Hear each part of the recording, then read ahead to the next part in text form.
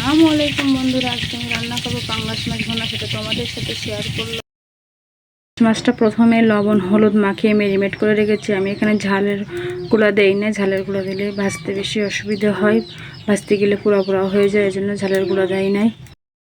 মাছটা এখানে আমি লবণ হলুদ মাখিয়ে মেরিনেট করে রেখেছি কিছুক্ষণের জন্য। এখানে আমি মরিচের গুঁড়া দিই নাই, কারণ মরিচের গুঁড়া দিলে বেশি ভাজা যায় না, পোড়া পোড়া লেগে যায়, এই জন্য। এখন মাছটা ভেজে নেব। একটা প্যান বসিয়ে দিয়েছি, তেল দিয়ে দিয়েছি, তেলটা গরম হয়ে গিয়েছে। এখন একে একে মাছগুলো ভালোভাবে ভেজে নেব।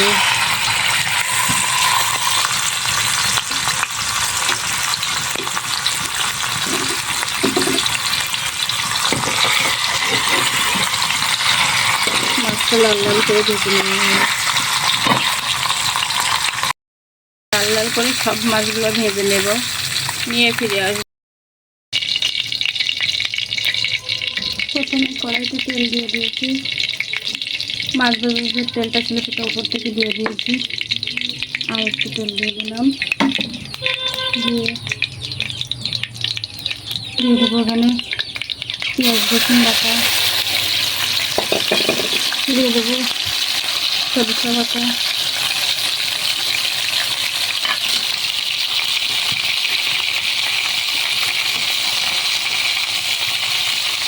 পরিমাণ মতো লবণ,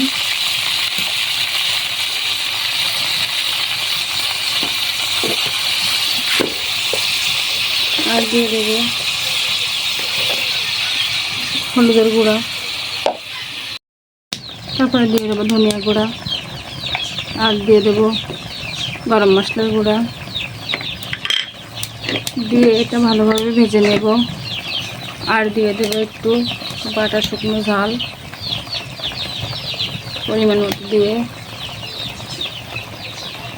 এটা ভালোভাবে ভেজে নেব। মশলাটা একটু কষিয়ে নেব। কষানো হয়ে গেছে, ঝোলের জন্য এখন পানি দিয়ে দেবো। পরিমাণ মতো পানি দিয়ে দিয়েছি। বলক তুলে নিয়েছি, এখন এই ভাজা মাছগুলো দিয়ে দেব।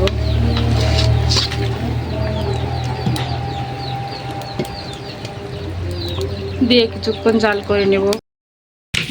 পাঙ্গাস মাছের ঝোলটা কমিয়ে নামিয়ে নিয়ে চাইলে খানার লোক কেমন হয়েছে সবাই কমেন্টে জানাবেন। কিন্তু সবাই আল্লাহ হাফেজ।